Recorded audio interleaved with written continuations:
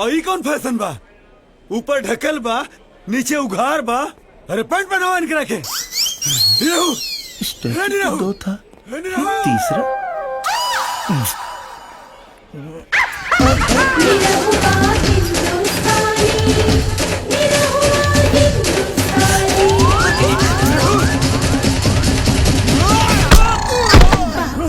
बाबूजी तू कहाँ दौड़ता रहा? दौड़ता नहीं कि तू दौड़ावता रहे? कहाँ गई? कहाँ गई? बेशरम पे आया लड़की। कौन में आया? कहाँ? ससुर, हरामखोर, नलायक। एगो गाय नियन सीधा साधा लड़की के घरे बैठाए के बाहर एगो अधरंगी लड़की के साथ रासलीला करता रे। कहाँ? कहाँ गई? कौन कहाँ गई? Yes? क्या करता रहा? अरे छोड़। है आवा। What? अरे जान न पहचान। अरे छोड़ा यार। कहा रे? हाँ? तू ही बाड़े ना जवान हमरा बेटे के फसौले बाड़ू। चल बुढ़ा। निरहू, निरहू। तू हमारों के पिटवाई बा। यहाँ कुछ कहने पाड़े तो भारी बेइज्जती हो जाएगी। तो आ जाओ डेरा पे, आ जाओ।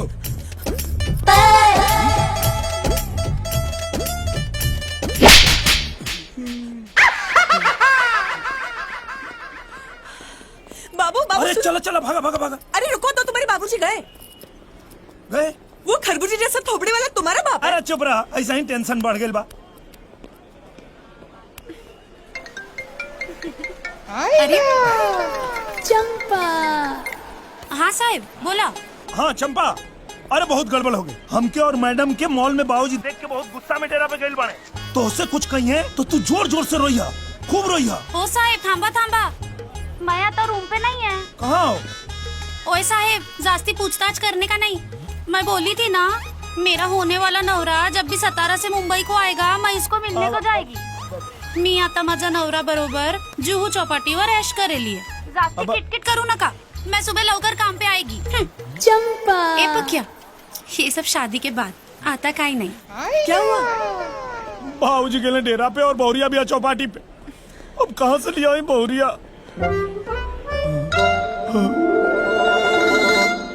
बाबू सोचना भी मत, मैं बिल्कुल नहीं करूंगी। Please Sona, please. तो के कुछ नहीं के करेंगे, बस तू घर चला। चल बाबू चल जल्दी। मैं कुछ नहीं करने वाली। अब आवा जल्दी, चल जाओ। अरे बाप, अरे बाबूजी आ गए, चलो जल्दी।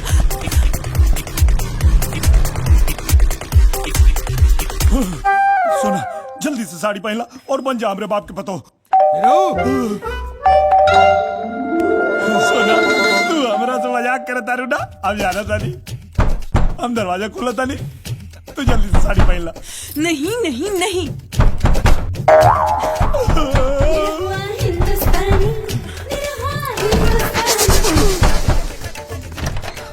बाबूजी आई।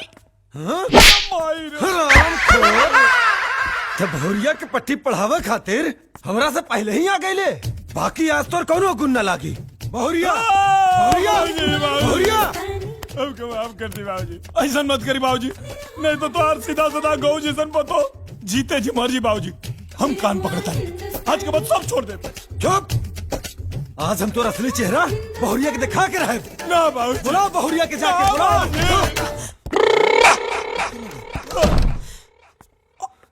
तू अभी ले पहन लो ना। नहीं नहीं नहीं। बहुरिया उचालबाज की बात मत आइहा। वो चरित्रहीन इंसान के चरित्र के बारे में हम तोहरा के बताएम। हम ए बहुरिया, तू तोहरा के बाहर नहीं निकले दे तो हम कमरा में आई का? ना बाबूजी, हम आवतानी। आवा आवा।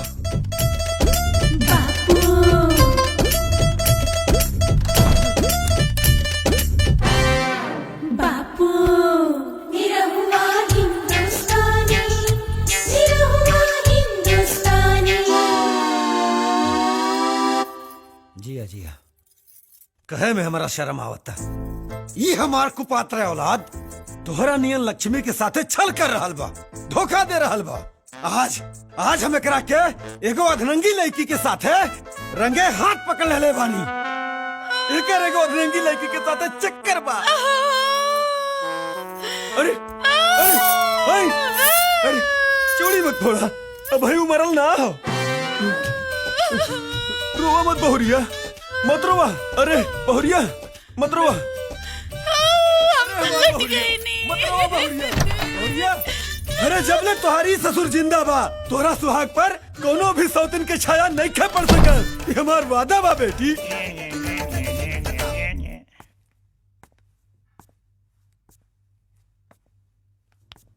हमरा लाख माफी मंगला के बाद भी ओ गाय औरत के रोवा के आपके का मिलल बाबूजी? हमरा आत्मा के शांति मिलल। कम से कम वो तोहार असली चेहरा तो जान गईल। बाबूजी हमारा आखिरी गलती समझ के माफ कर दी। आज के बाद अगर हम गलती करब तो चाहे तो हमके गोली मरवा दिया बाबूजी, लेकिन हमके अभी माफ कर दो बाबूजी। जकरा के धोखा देले बाड़े ओकरा से माफी मांग। छोड़ा ना, पहले माफ कर दी बाबूजी, अरे छोड़ा, पहले माफ करी। अरे छोड़ा, धोतिया खराब हो जाई रे।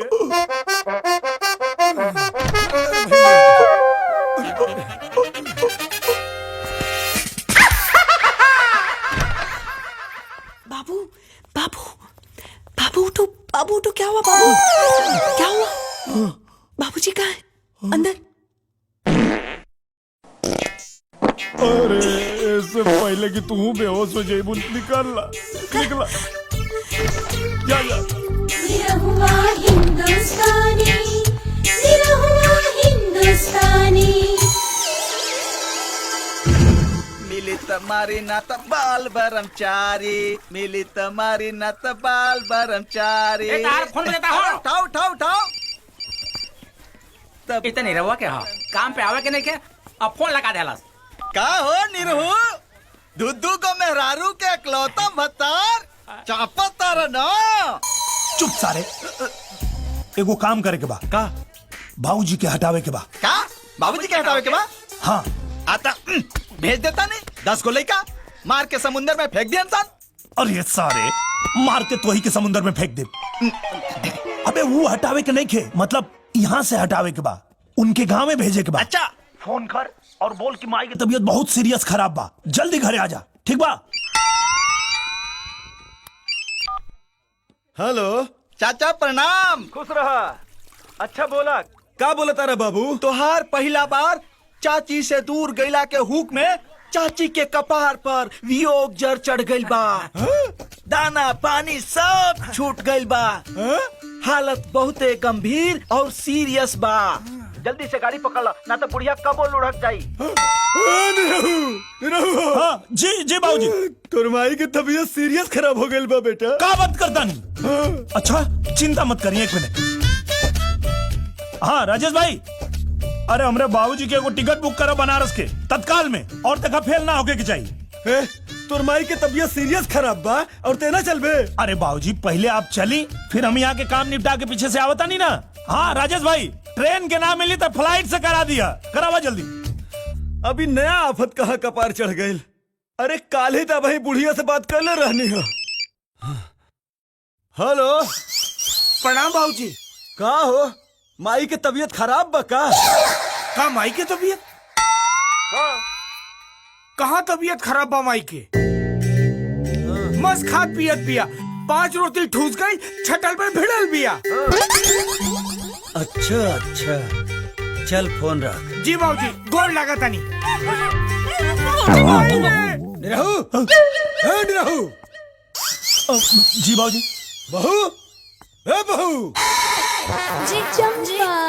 बहू, हमरा महसूस होता कि हमारे यहाँ रहल केहू के रास नहीं खेआवत, और तोहार लोगन के यहाँ रहल हमरा रास नहीं खेआवत।